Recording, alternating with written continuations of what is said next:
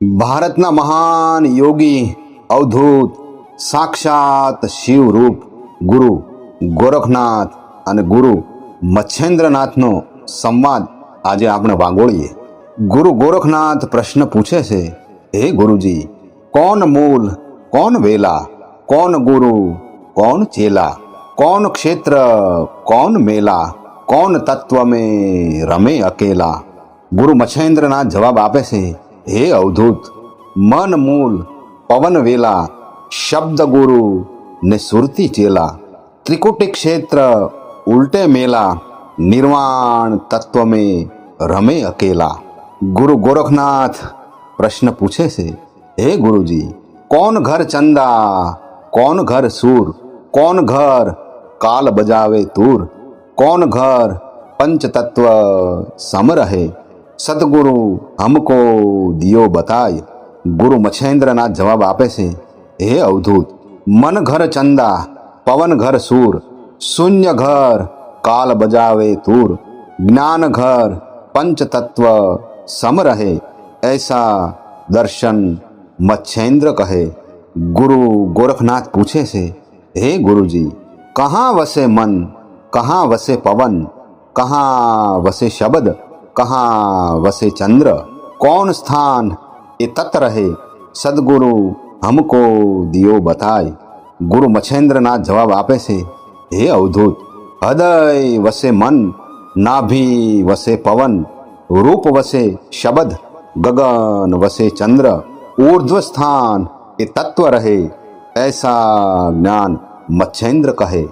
गुरु गोरखनाथ प्रश्न पूछे से, हे गुरुजी, कौन मुख बैठा जीव, कौन नाड़ी संचरे शिव, कौन गर्भावस्था वास, कौन नाड़ी रस पीवे।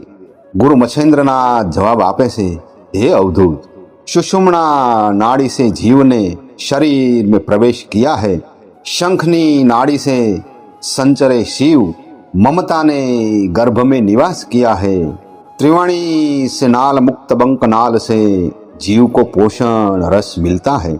गुरु गोरखनाथ पूछे से, हे गुरुजी, कौन सोवे कौन जागे, कौन दस ही दिशा में जाए, कहाँ से उठत पवन, कहाँ से होठ कंठ तलका बजाए।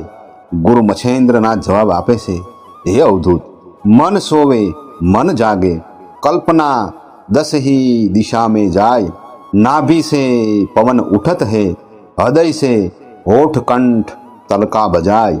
गुरु गोरखनाथ प्रश्न पूछे से, हे गुरुजी, श्वासोश्वास कहाँ से उठत है, जीवात्मा का निवास कहाँ है, मन कैसे स्थिर होता है।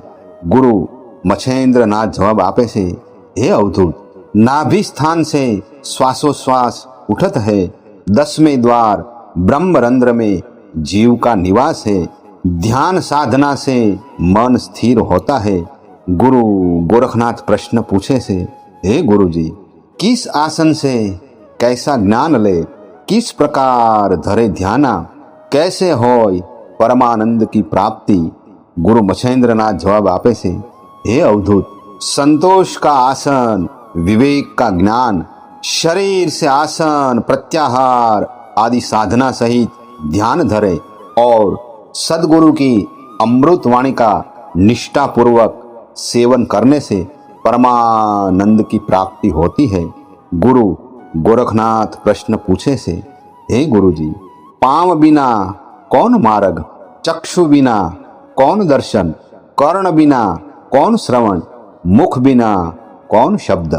गुरु मच्छेंद्रनाथ जवाब आपे से, हे अवधूत, मन का मार्ग पांव बिना, आत्म ज्योति के दर्शन चक्षु बिना, अनहद नाद की गुंज कर्ण बिना सुनाई पड़ती है और मुख का शब्द बिना प्रेम है।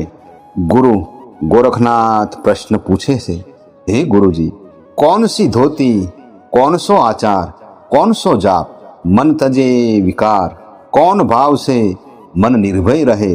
गुरु मच्छेंद्रनाथ जवाब आपे से, हे अवधूत, ध्यान की धोती ब्रह्म सो आचार, अजपा जाप से मन तजे विकार, आत्म भाव से निर्भय रहे मन, गुरु गोरखनाथ प्रश्न पूछे से, हे गुरु जी, ओमकार कौन है? आप कौन है? माता कौन है? पिता कौन है? मन में सदैव शांति कैसे बनी रहे? गुरु मच्छेंद्र नाथ जवाब आपे से, हे अवधूत, शब्द ही ओमकार है, ज्योति स्वयं मेरा स्वरूप है, शून्यमय प्रकृति सबकी माता है और चेतन परब्रह्म निराकार निरंजन सबका पिता है। अहम विसर्जन होने से सहज समाधि से मन शांत हो जाता है।